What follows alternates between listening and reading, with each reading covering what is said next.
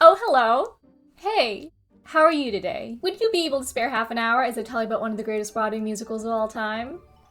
No, not Spider-Man Turn Off the Dark. Okay, you do need enlightening. So, just letting you guys know that I'll be diving into some spoilers for the Book of Mormon musical, but if you haven't seen it yet and choose to watch this video anyway, I honestly don't think it would really ruin the live experience at all. But either way, you've got your warning. Also, finding clips of the official Broadway cast is like mining for gold on this site, so I will be using community theater or even some school or uni productions from time to time. So yeah, on to the video.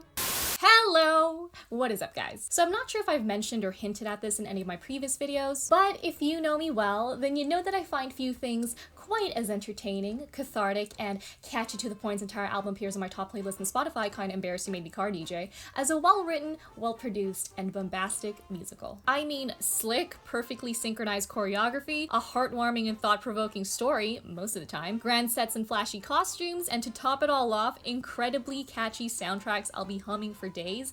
Yes, please. It has pretty much everything I could want in good entertainment, and as you can probably tell from the title of this video, there are few I've seen that are both as superbly depraved and fantastic as Trey Parker, Matt Stone, and Robert Lopez's Tony Award-winning beast, The Book of Mormon. And yes, if you're unfamiliar with the play, those first two are the guys behind everyone's favorite family series, South Park. The show with the talking poop and the farting Canadians and a superhero Jesus, now making foul mockery of religion on the Great White Way. I never talk about bad taste. Though in all seriousness, how did this project land with, I mean, not just religious groups, but the average theatergoers who may not have expected Parker and Stone's level of comedic debauchery? Remarkably enough, the play, for all its expected offensiveness, almost instantly rose to both critical and commercial success, and remains as one of the most beloved, acclaimed, and demanded shows in the world of musicals and entertainment. And it's rare to see such provocative pieces of art like this achieve such mainstream status despite its nature. Two other musicals that have achieved this, off the top of my head, are Jesus Christ Superstar and The Producers, and even the latter was considered a sleeper hit rather than an instant commercial success. So how did the Book of Mormon grow to be as successful and prevailing as it is today? Put simply, it was just so much more than its marketing and controversial first impressions, you could say, would have you believe. As beautifully put by the New York Times' Ben Brantley, the Book of Mormon is more foul-mouthed than David Mamet on a blue streak, but its heart is as pure as that of a Rodgers and Hammerstein show. And the Washington Post's Peter Marks went as far as to call it some of the sweetest poison ever poured, and one of the most joyously acidic bundles Broadway has unwrapped in years. So for this video, I thought I'd dig into how a show as defiantly outrageous and sacrilegious as the Book of Mormon, straight from the minds behind the ever-notorious South Park, still, despite an incendiary premise, managed to win the hearts of mainstream theatergoers both young and old, and yeah, even some from the very church they ridicule. How, for all its off-color, no-holds-barred mockery of such sensitive material and its celebration of all things shock comedy, did it still manage to quickly gain such a respected, celebrated status in the world of musicals, scoring its place as one of the best Broadway shows of all time. Strap in, my dudes, cause I'ma take you down a journey of catchy show tunes, scrotum jokes, and perfectly trimmed haircuts as we dive into the controversial Broadway brilliance that is the Book of Mormon. Though before we get ahead of ourselves, how did they even come up with this idea in the first place? The Book of Mormon musical is based on, and not to blow your minds here, the Book of Mormon, a religious text of the Church of Latter-day Saints, aka Mormons, published by the founder of Mormonism himself, Joseph Smith. Basically, it's their scripture, and according to them, serves as a historical record of God's dealings with the ancient inhabitants of the Americas. In the musical, one of the characters would often refer to it as the third installment of the Bible trilogy, not unlike Return of the Jedi. Now, if you're familiar with Trey Parker and Matt Stone, then you know that these two hold nothing sacred when it comes to their comedy. I mean, you don't even have to be a huge fan to have at least heard of their previous works, like Team America World Police, satirizing everything from AIDS to terrorism, or perhaps their wholesome little animated series starring wholesome little fourth graders. You can't say in school, you fucking fat ass. You piece of shit, the you. You're a fat skank mom, and your tits belong in a morgue. How would you like to suck my balls, Miss Gertie? Real talk though, this sort of hold nothing back, unapologetically offensive humor are very likely what Parker and Stone are best known for. And no, religious faith is definitely no exception. With them already having speared Scientology, Christianity, and Islam in their previous works, it's really not surprising at all that they continue this streak by taking on Mormonism as inspiration for their next big hit. It was right up their alley, really. And on top of that, Mormons were already a recurring feature in much of their previous stuff, and this is largely to do with the fact that Parker and Stone grew up around a lot of Mormons in Colorado. Parker's first girlfriend was actually also a member of the church. According to him, it was another thing that he and Matt connected over when they met in college. We had exposure to that and thought it was fascinating and goofy and wonderful and all this stuff. It did seem to kind of eke its way in all the time, but that's why it just made sense for us to say, let's do our big blowout Mormon story. Of course, they couldn't have crafted their eventual masterpiece without the help of songwriter and composer Robert or Bobby Lopez, who at the time was best known for his work on another fantastic award-winning musical, Avenue Q, a show that garnered both critical and commercial acclaim for its highly irreverent puppet-based parody of shows like Sesame Street. As fate would have it, Parker and Stone attended a showing of Avenue Q where the trio would have their first meeting. It was that night they learned that, coincidentally enough, Lopez's Broadway production was actually heavily inspired by their South Park movie, Bigger, Longer, and Uncut. But even more of a coincidence was Lopez's longtime desire to create a story around the Mormon leader, Joseph Smith, to which Parker and Stone eagerly responded with, wait, we wanted to do something about Joseph Smith too. It was actually a concept that had long been on the back burner for the duo, and now they'd found another talented artist who was just as fascinated with the premise as they were. It was, at the risk of sounding cheesy, like destiny. But as we know, the musical didn't actually end up being solely about Joseph Smith. They quickly shifted focus on Mormons as a whole, specifically their missionaries, since they're often people's first point of exposure or interaction with the religion. So it just made sense. And eventually, the basic premise was formed, a sort of buddy-type fish-out-of-water comedy where two missionaries would end up in a completely different world from their cushy, safe haven of Salt Lake City. But the idea probably wouldn't have even made it to Broadway if not for Lopez pushing to take it on stage. So apparently the South Park boys got cold feet with tackling a piece for live theater, which was something they'd never done before. Thanks to his experience though, Lopez guided the two through the process of workshopping, during which they met Josh Gad, who they eventually casted to play one of the main leads, and so began years of tireless planning, preparation, and production, followed by a mere total of 6 weeks for crew and technical rehearsals, before the Book of Mormon finally made its Broadway debut on March 24, 2011. And the Tony Award goes to the Book of Mormon! And the winner is the Book of Mormon!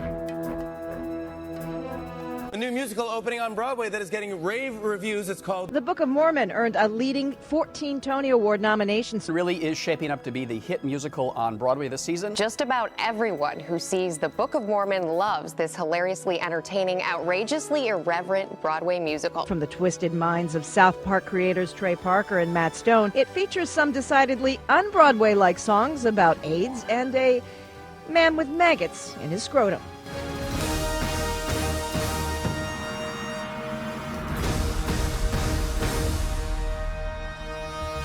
As you could probably tell, Lopez, Parker, and Stone's little Broadway brainchild opened to rave reviews from both critics and theatergoers alike. It managed to rank among the top 5 best-selling shows in the area in its first year alone, on top of setting 22 new weekly sales records for the Eugene O'Neill Theater where it debuted. Major publications were lauding it as irresistible, an extraordinarily well-crafted musical assault on all things holy, and even, ironically enough, heaven on Broadway. Popular talk show host Jon Stewart of The Daily Show raved about the play for 7 minutes straight in his interview with Parker and Stone. One of his quotes, "It's so good it makes me angry," was used consistently throughout the musical's ad campaigns. The musical, though it goes without saying, was a sensation, going on to get nominated for 13 Tony Awards, taking home 9 of them, along with winning a Grammy Award, a few Drama Desk Awards, Outer Critics Circle Awards, Laurence Olivier Awards, and Helpman Awards, that's 11 lot of awards. So yeah, people went absolutely nuts for this show, and really it was incredibly well deserved for reasons I'll be diving into further detail. But what did the Church of Latter-day Saints,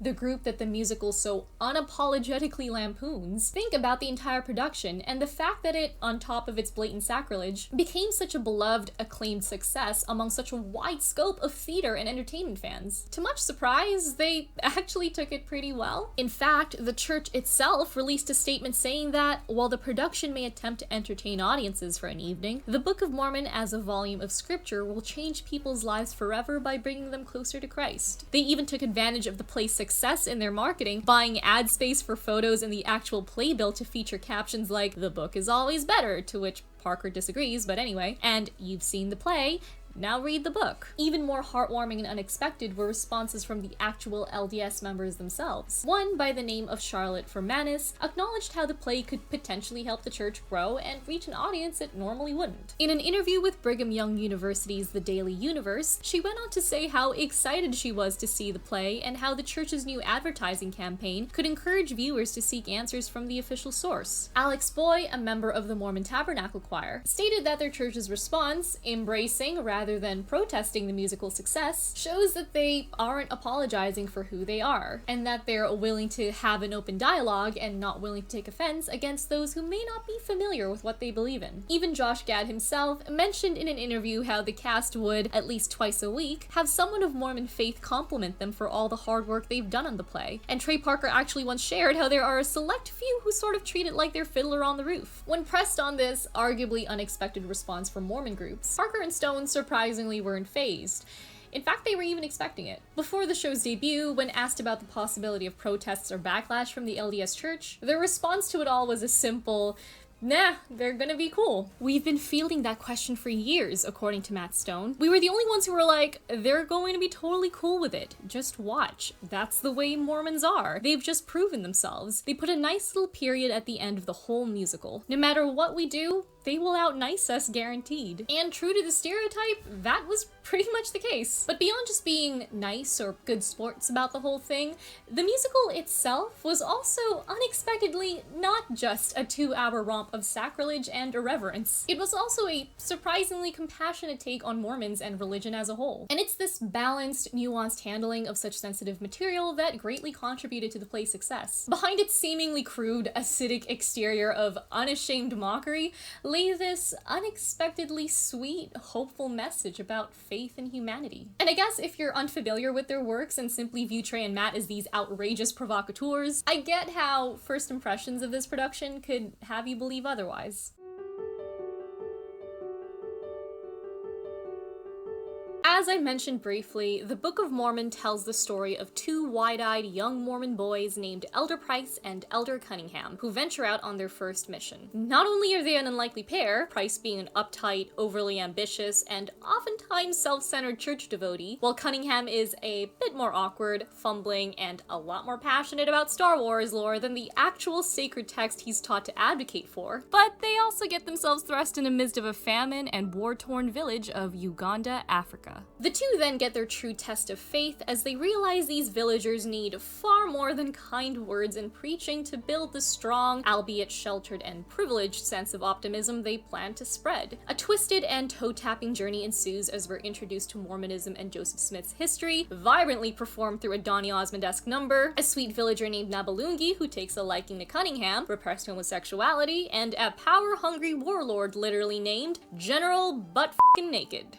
Yeah, that's a real person, by the way. And of course, as one would expect, the play gives us that healthy dose of South Park-esque satire and ridicule. The Mormons, at least at first, are frankly written as pretty naive, zealous caricatures who wouldn't dare hurt a fly. Plenty of the songs offer an exaggerated look into their religious beliefs, many of which feature in the show's powerhouse number, I Believe, in which Elder Price proudly states that God has a plan for all of us, and yep, that plan does indeed involve him getting his own planet. In a hilarious nightmare depiction of hell, we're treated to the sight of dancing Starbucks cups, and in case you didn't know, Mormons have commonly been taught to abstain from caffeinated substances, and a panicked Elder Price laments over being worse than Hitler, Dahmer, and Genghis Khan combined for breaking Rule 72, thou shalt not leave their mission companion, which I don't think is a real rule, by the way, but apparently there is an equivalent in their missionary guidebook. Anyway, so you get the gist. The leading characters are parodic cartoons, and true to their repertoire,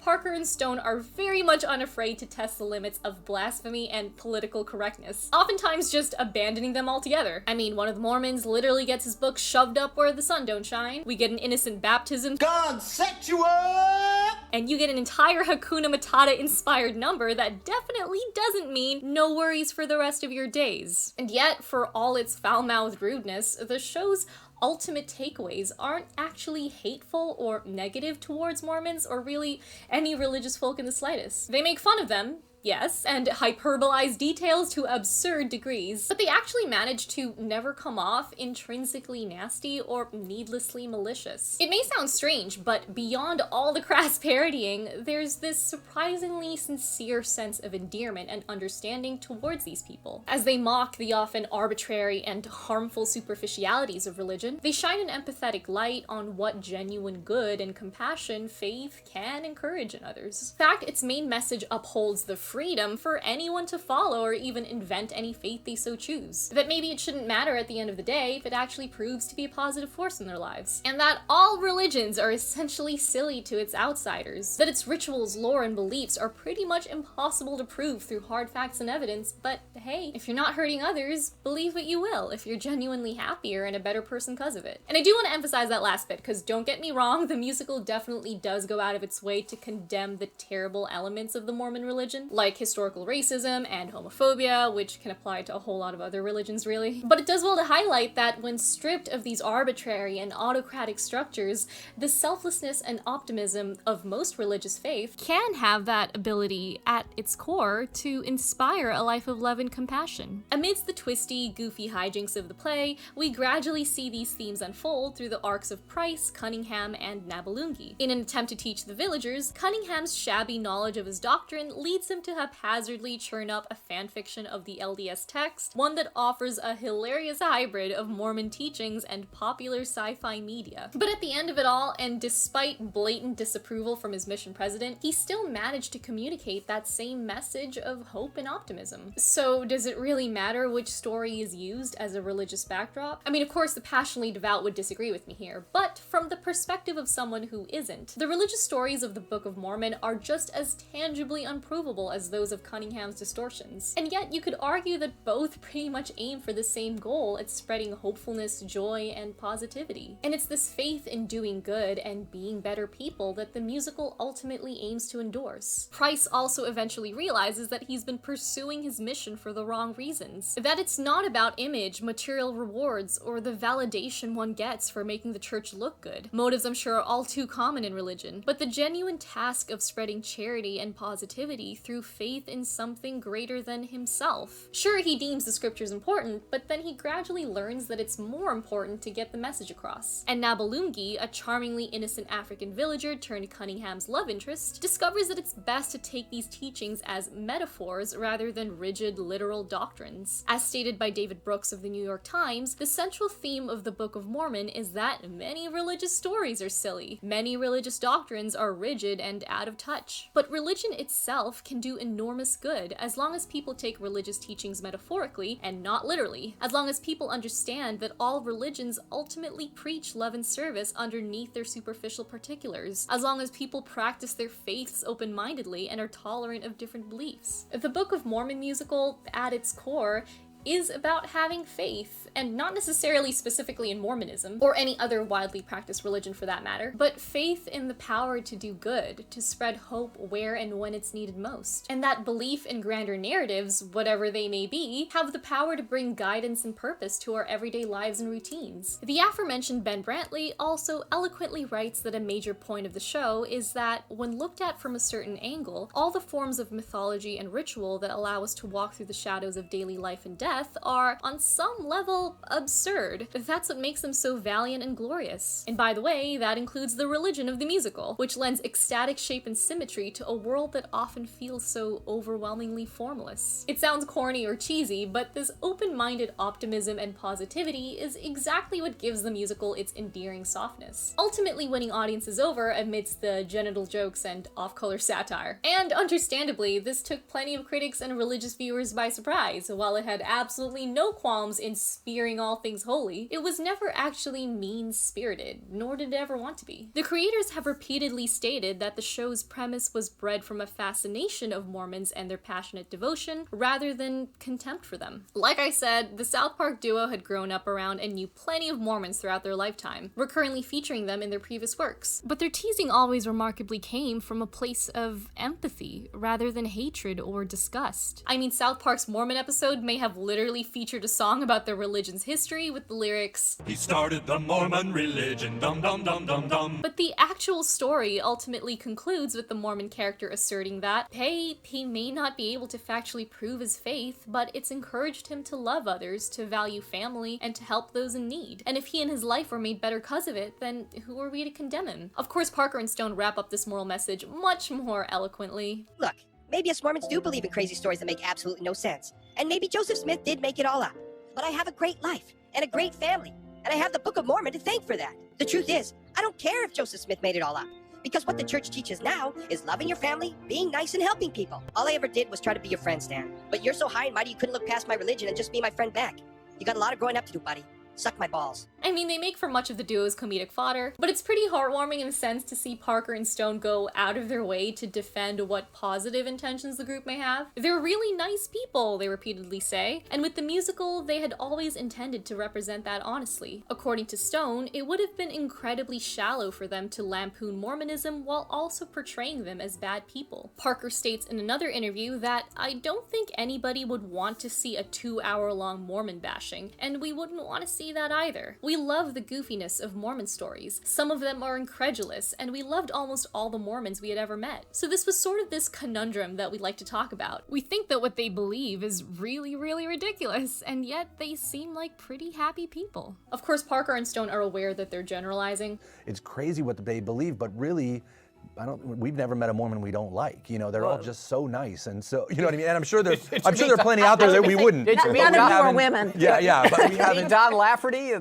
Yeah, no, that's what I'm saying. We haven't met a lot of them. But their overall experiences with Mormons have shown them to be a pretty optimistic and positive bunch. And these sentiments truly do shine in their Broadway creation. The Mormon characters, though obviously the show's main source of hilarity, are as a result portrayed to be extremely likable and sincere, if not pretty naive in parts. It's also worth noting that this often overlooked compassion from Parker and Stone stretches beyond Mormonism. As a whole, their views on the religious are far from hateful, even if they are critical of their worst sides. According to Stone, while both he and Parker are essentially atheists, neither actually hate the concept of religion, but are rather fascinated or even allured by it. It was this outlook, in fact, that inspired them to create the play. The two basically wanted to come from an angle of what would an atheist's love letter to religion look like. They wanted to tackle and dissect this sensitive topic with genuine interest and nuance. Otherwise, as Stone puts it, you're obviously not interested in having a real discussion about it, and that wouldn't be a very fun musical to watch. As a result, their production offered a much more diplomatic view of faith than many theatergoers or onlookers would have expected. And while centered on Mormons, the play's themes and criticism can easily apply to any other religious belief. At the end of the day, it was a show that aimed to evoke optimism and positivity, rather than cold cynicism. For some, this may come off a bit surprising from the very duo known for their televised controversy, taking a stab at everything sacred from religious figures to race, but for all their wonderful depravity, the two, for the most part, never really aimed to inflict pain. In an interview with The Hollywood Reporter, Parker asserts that when someone goes, "Oh, this group is really pissed off at what you said," there's not a piece of my body that goes, "Sweet, that means I did it wrong. I'm just trying to make people laugh." This attitude is likely what's allowed South Park to persevere over 2 decades, and impressively enough, without significant decay in quality, and yes, that also goes for their experimental, serialized seasons, which I will vehemently defend. But anyhow, beyond its shocking obscenities, much like the Book of Mormon, the series never fails to offer insightful and sometimes even sentimental moral messages, an episode staple that's often preceded by the recurring line, You know, I think we all learned something today. And plus its ability to evolve with the politics, culture, and social issues of the times, while taking a fair 360-degree swipe at all sides and perspectives, has further helped it stay relevant after all these years. And it's the same nuanced handling of such delicate subject matters that have lent to Book of Mormon's mainstream success. Of course, all this isn't to say that the Broadway hit got away completely scot-free with LDS members and religious groups. I mean, they obviously couldn't escape those who were still unhappy with how provocatively they handled such sensitive material, but their positive reception overwhelmingly outweighed those offended, helped by how Trey Parker and Matt Stone are pretty much seasoned pros at this particular game. Now, I've gone through most of this video exploring the play's themes and undeniably masterful storytelling, but it'd actually be blasphemy for me to not mention its other strength, the excellent soundtrack.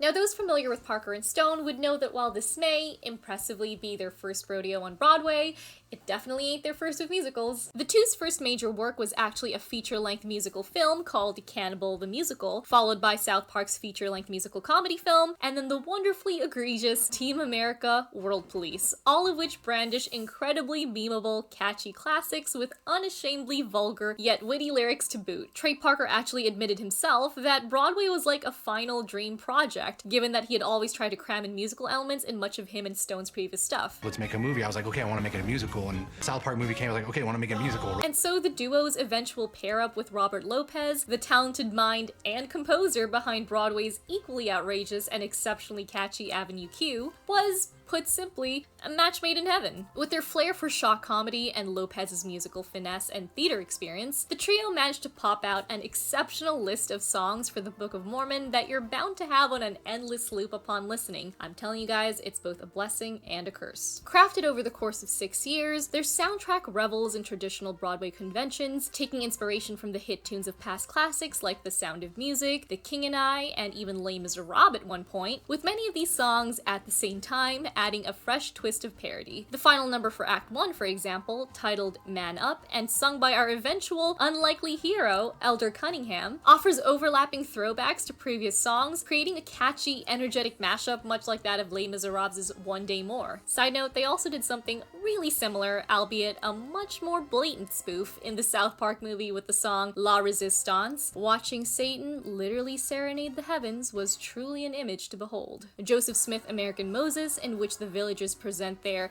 unique adaptation of the LDS doctrine, has been very accurately compared to the storyteller-esque format of The Small House of Uncle Thomas from The King and I, and the boppy, perfectly synchronized call-and-response format of the opener Hello has been likened to that of the telephone hour from Bye Bye Birdie. While definitely unconventional and one could even say rebellious with their risque themes and crude humor, the Book of Mormon shamelessly embraces the usual bombastic ensemble theatricality of classic show tunes, having it appeal to typical Broadway goers who may not necessarily be familiar with South Park and its type of humor. And it also helps that a lot of their tracks, for lack of a more eloquent description, offer melodies as catchy and entertaining as the iconic songs of Disney's Renaissance. Not gonna lie, this is how I typically try and sell the musical to those who aren't normally drawn to the Broadway genre. Much of the songs have that earworm, classic Disney quality about them, and I guess it makes sense given that Lopez eventually went on to compose for Frozen. Some of the play's most notable hits include the previously mentioned Hello, during which the show instantly and perfectly offers us that first impression we all have of Mormons, an incredibly earnest, friendly, and optimistic bunch just ready to spread their good word. Another crowd favorite is the hilarious and surprisingly moving power ballad I Believe, in which one of our leads doubles down on his faith and proudly proclaims what Mormonism means to him. And in true musical fashion, it functions as the show's I Want song, and boy is it one of the best I've heard to date. Not only are we given an albeit hyperbolic insight into Mormon beliefs, as the song weaves in references to these that hilariously grow more absurd as it goes on, but the beautiful and progressively climactic orchestral backing and the comedic yet powerful choir inserts make this track an instant Broadway masterpiece. Before I get into my personal favorite though, I do want to give honorable mention to All American Prophet. This song is quite the ride down Mormonism's tumultuous, if not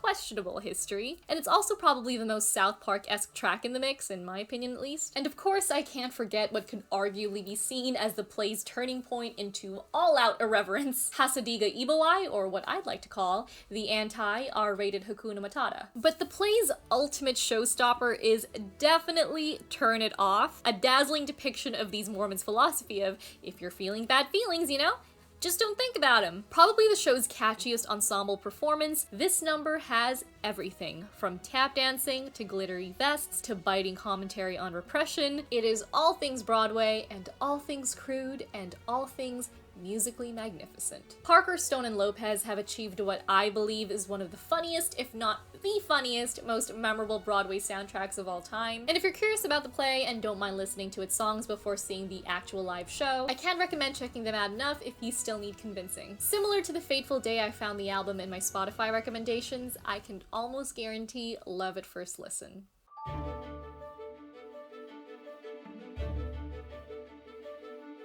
A decade on, the musical is still thriving as one of Broadway's most in-demand bestsellers, raking in about $660 million to date, and that's not including touring companies and international transfers. This deservedly lands it among the most successful musicals of all time, and as of July 2019, it was also the 14th longest-running Broadway show on 42nd Street. It's managed to launch the careers of not only Andrew Rannells and Josh Gad, but also of Nikki M. James and Rory O'Malley, the former going on to star in various television series and in Broadway's revival of Les Miserables, with the latter landing the role of King George in the global musical sensation Hamilton. I guess their so-called strategy for scarcity helped in their enduring success, as the team takes care to not release too many official clips of the show, pressing those who do want to experience the musical, whether again or for the first time, to attend a live show at the theater. There were even rumors of a potential movie at one point, though thankfully, according to Parker and Stone at least, they'd want to thoroughly plan it through before embarking on a film adaptation, and they wouldn't dare let anyone else direct it either, which kind of boosts my respect for both how creatively confident they are and for their artistic integrity. Now at this point, I fear I might have overhyped the show a little bit, but really I feel like there's something to love about it for anyone, even if you aren't necessarily a fan of the theater. In fact, it's been widely lauded for its ability to bridge that gap between traditional Broadway and theater fans, and those better versed in the sophomore comedies of Parker and Stone. Christopher John O'Neill, who played Elder Cunningham in the Kennedy Center of DC, made the unexpected observation that Mormon drew everyone from teenagers to 90-year-old subscribers, and they're the first ones dancing up at the end. The endearing effect it's had in audiences show that, sex jokes and shock comedy aside, it really knows no age, unless you're like a child. Parental guidance is advised. Also, how'd you find my channel? And it also makes a pretty awesome entry point for anyone new to theater or Broadway. Though I'm not sure about it winning any new Mormon converts, at least those who proclaim an indifference or dislike for musicals may just develop a newfound interest after the show. And even if you aren't familiar with the Mormon religion or have no interest in religion whatsoever, this show still offers that heartwarming coming-of-age story that can honestly strike a chord with anyone. It's a clever fish-out-of-water tale about finding yourself, your purpose, and coming to terms with the harsh reality of the world, a story that's bound to resonate with most of us. So, you know, once we eventually, hopefully, survive these dystopian times, and it's safe to head back to the theaters, if you aren't too squeamish with your racy, R-rated comedies, and of course, the facetious desecration of all things Mormons and, I guess, Christians hold sacred, then I'd say definitely check the show out when you get the chance. Few musicals have impressively achieved a spectacle this offensive and sacrilegious, yet inspiring an unexpected level of optimism and, ironically enough, faith. Whether that's faith in a religion, in yourself and a long-held passion, or in the innate good of those around you. And that's definitely a lot more than I thought I'd say about a play with a recurring lyrical gag. I have maggots in my scrotum.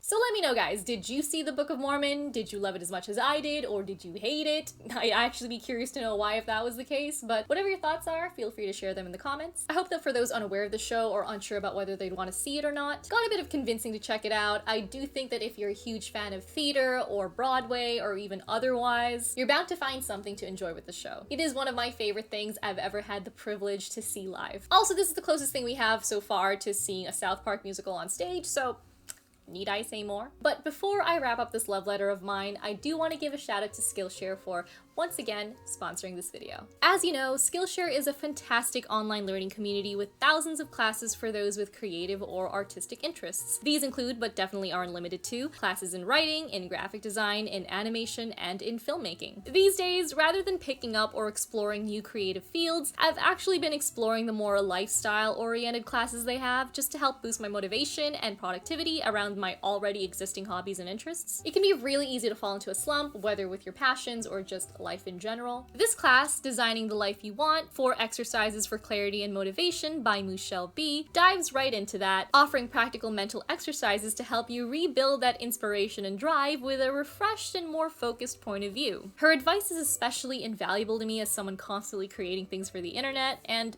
can be prone to feeling creatively stuck or discouraged every once in a while. But really, they're motivational lessons that anyone, regardless of what you do, can learn a productive thing or two from. You can check out this class and more like it for a premium membership of 18 Aussie dollars, that's around 13 US dollars a month. But the first 1,000 subs to click the link in my description will get a whole 1 month free trial of Skillshare Premium. And another plus with this platform is that you don't get any annoying ads, and they're also constantly launching new premium classes. So yeah, some people turn to religion to regain their clarity, others turn to art or other people to get inspired, and sometimes it just takes a shift in habits and perspective. And that about does it for this one. Thanks for sticking around to hear me fangirl for half an hour. It's actually kind of odd I hadn't done a video on musicals sooner, seeing as they consume most of the music I listen to on a daily basis, but this was really fun. I might do more of these. As always, consider subscribing and hitting that notification bell if you're a fan of these pop culture related video essays / commentaries. This hat is just all over the place. And I'll catch you guys in the next one.